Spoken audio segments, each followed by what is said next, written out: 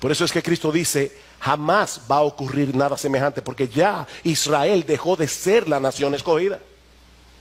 Eso no va a pasar otra vez. Como decíamos el domingo pasado, la destrucción de Jerusalén y del templo era la señal visible de que Dios los había desechado como pueblo suyo.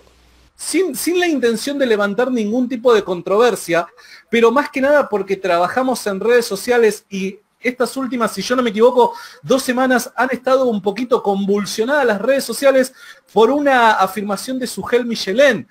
¿Qué nos podrías decir al respecto, Rubén?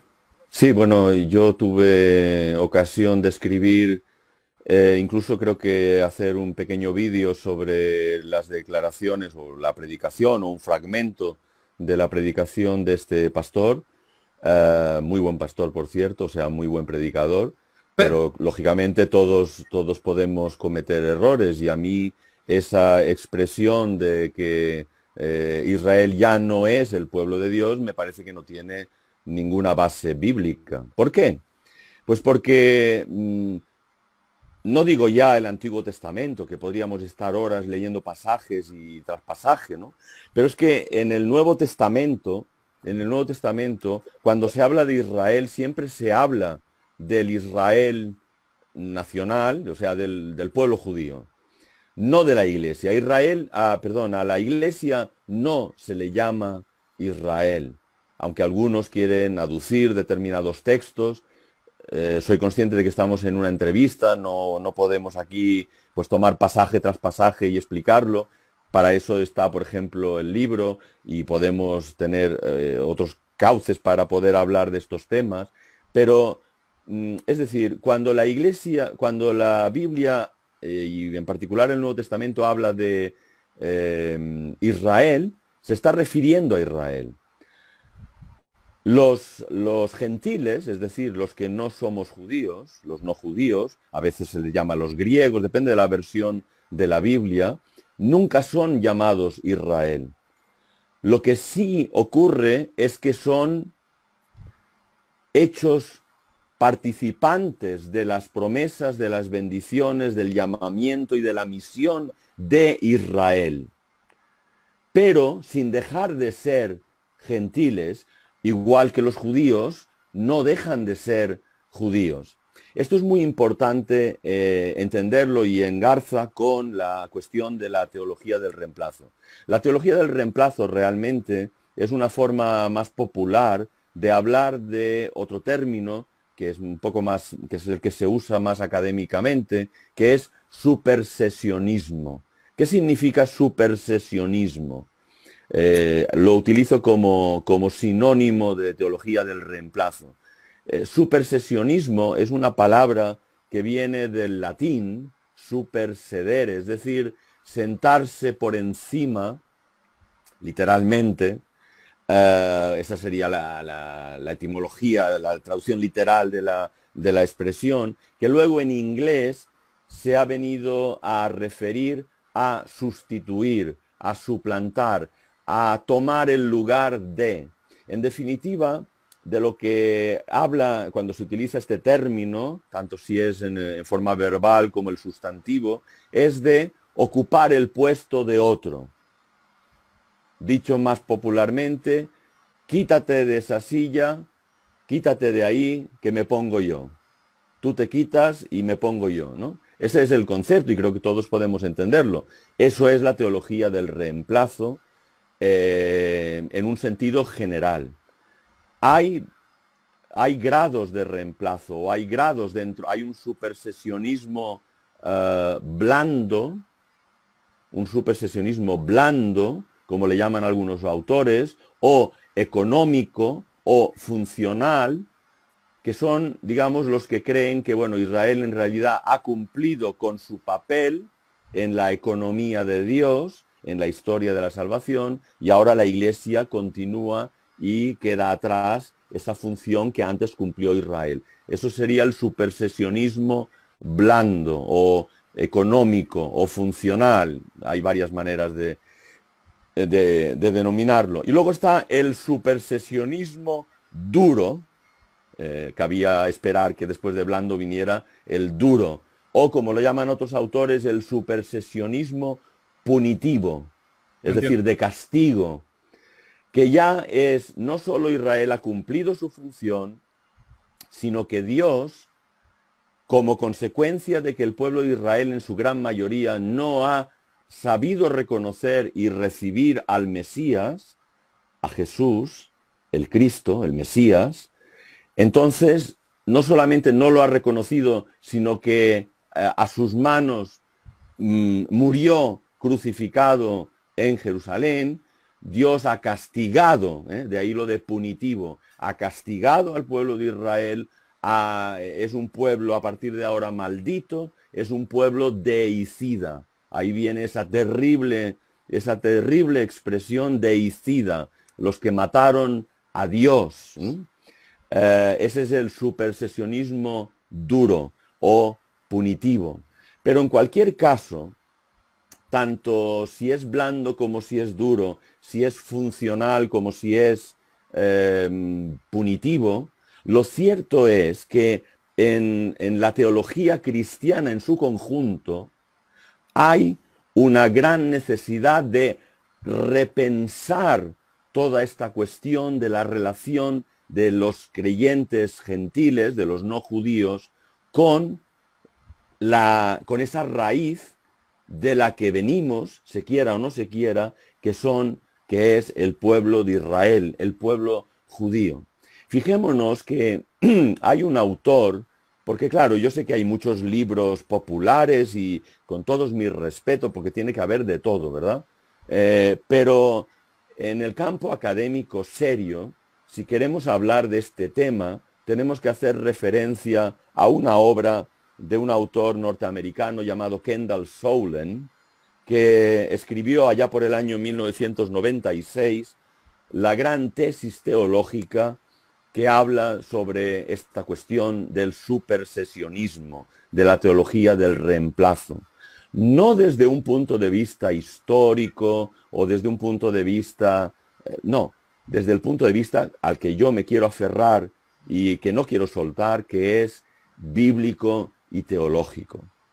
Porque los que hablan de supersesionismo, y esto es algo que en muchas de las iglesias que provienen de la Reforma está sucediendo, ha sucedido, sí, ha habido una reforma en ciertas cosas, pero en esto no ha habido una reforma, y es necesario que la haya, y además urgentemente, por motivos también que podemos ver más adelante cuando hablemos de lo que ha supuesto, por ejemplo, el Holocausto, ¿no? Que en estos días se está celebrando el 75 aniversario de la liberación de campos como el de Auschwitz, donde tantas personas murieron, tantos judíos murieron a manos de sus verdugos, ¿verdad? Y donde la Iglesia no fue capaz de detener esa barbarie, ¿no? Pero bueno, antes de llegar a eso, la Iglesia cristiana se encuentra con un dilema.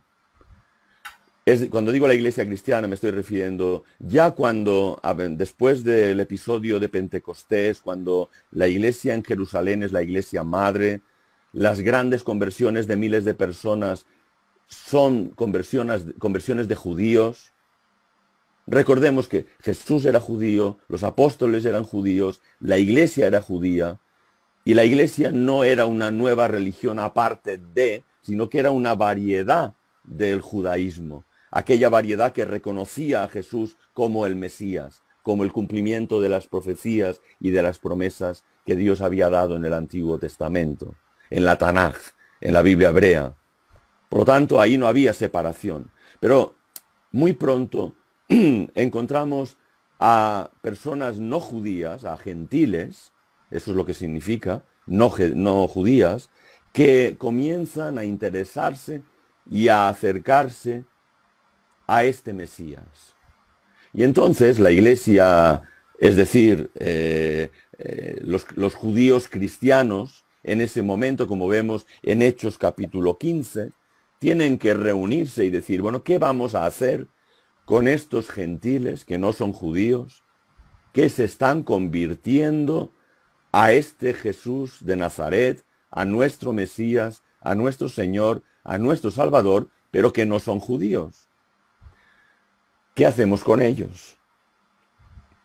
El problema no era, como hoy parece, ¿qué hacemos con los judíos que se han convertido a Jesús, que lo reconocen como el Señor, dentro de una iglesia mayoritariamente gentil? No, el problema era todo lo contrario. ¿Qué hacemos nosotros, los judíos mesiánicos? ¿Qué hacemos con estos gentiles? Y entonces, perdón por la voz, y entonces sabemos que se abre la puerta porque se reconoce que la obra de Dios que actúa en esos judíos, que son del pueblo de Israel, que son descendientes étnicos de Abraham, de Isaac, de Jacob, se abre la puerta porque se reconoce que en los gentiles que están recibiendo al Mesías se está produciendo lo mismo que ellos están viviendo. Es decir, una nueva relación con Dios, un nuevo reconocimiento de que las promesas de Dios se han cumplido en el tiempo, en el espacio, en la persona de Jesús. Wow. Entonces, ¿qué ocurre? Si la iglesia gentil, la iglesia no judía, se para a pensar en lo que está sucediendo, lo primero que tiene que reconocer es que está aceptando, no me gusta demasiado esa palabra, pero bueno, está convirtiéndose ¿a quién? A Dios. ¿A qué Dios? Al Dios de Israel, porque no hay otro Dios. Se está convirtiendo al Dios de Israel. Entonces, el gran problema de la iglesia cristiana, que de ahí viene el tema del supersesionismo, del reemplazo, es cómo explicamos nosotros, los creyentes gentiles, cómo explicamos que creemos en un Dios poderoso, en un Dios fiel, en un Dios salvador, en un Dios único y verdadero, cuando su pueblo, el pueblo de Israel, mayoritariamente no le está recibiendo, no lo reconoce. Efectivamente, hay una gran cantidad de fieles judíos en la iglesia en los primeros momentos, pero a medida que van añadiéndose los gentiles, pronto el número de gentiles va a ser mayor que el número de judíos. Y entonces ese es el gran problema. ¿Qué hacemos? Solución sencilla. Para no dejar en mal lugar a Dios, ya sé lo que vamos a hacer. Es que en realidad, aunque en el Antiguo Testamento se hablaba de Israel, en realidad eso éramos nosotros. La iglesia era Israel. La iglesia es el verdadero Israel. Ese es el Israel de la carne, el Israel antiguo. Pero nosotros ahora venimos a ocupar lo que debió ser la misión del pueblo de Israel. Ese fue el primer gran error de la iglesia. O sea, el no esforzarse y teológicamente cuestionarse cuál era la relación entre Israel y el judaísmo primitivo, el cristianismo primitivo. Los cristianos, los judíos cristianos, los primeros gentiles convertidos al cristianismo. Entonces se optó por esa forma de soslayar la escritura. Entonces es cuando empezamos a leer la escritura de una forma espiritual, no física, de una forma alegórica, metafórica. Bueno, sí, dice Israel, pero bueno, no, en realidad no era Israel, es como si allí estuviéramos nosotros. Ese es el gran problema con que se encontró la iglesia. Pero ¿sabes lo que pasa, querido Santiago y oyentes? El problema de esto, que dura hasta el día de hoy, es que si hacemos eso, cometemos dos grandes errores. Estamos cuestionando la fidelidad de Dios.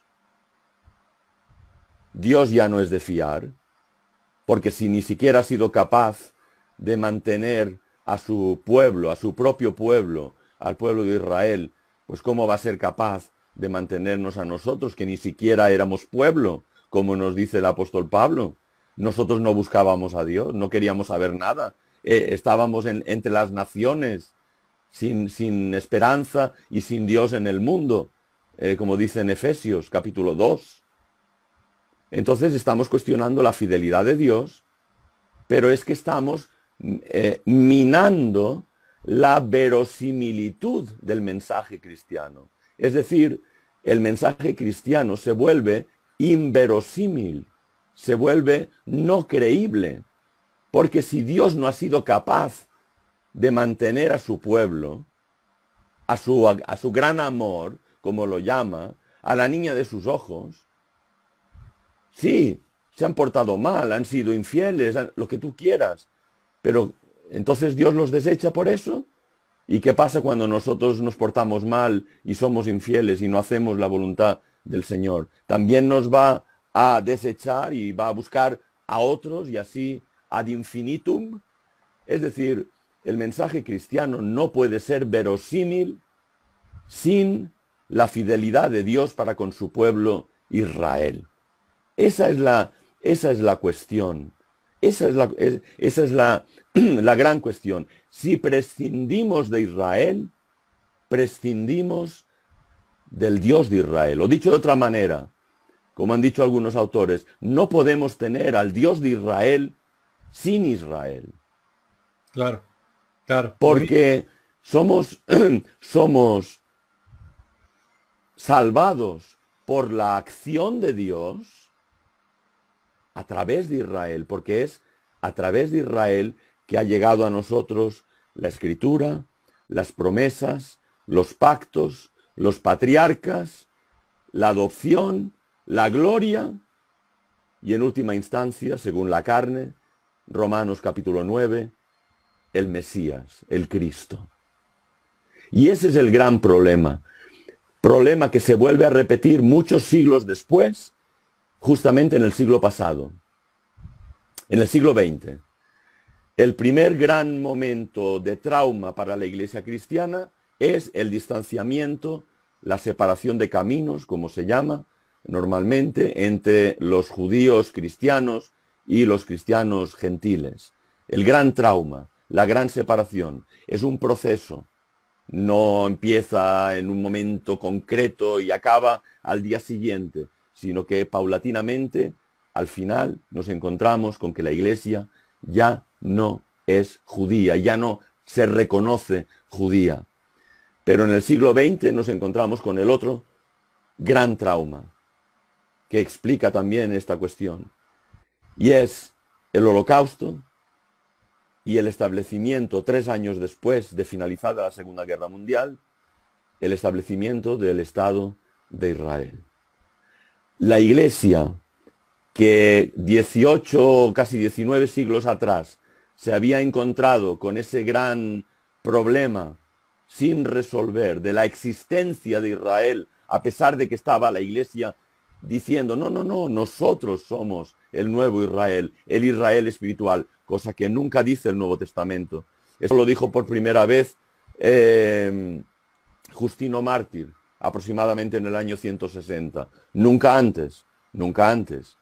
Y en el siglo XX se vuelve a dar de bruces con la existencia y la persistencia de un pueblo que contrariamente a lo que ha pasado con naciones e imperios de la antigüedad, persiste, está ahí, sufre lo indecible.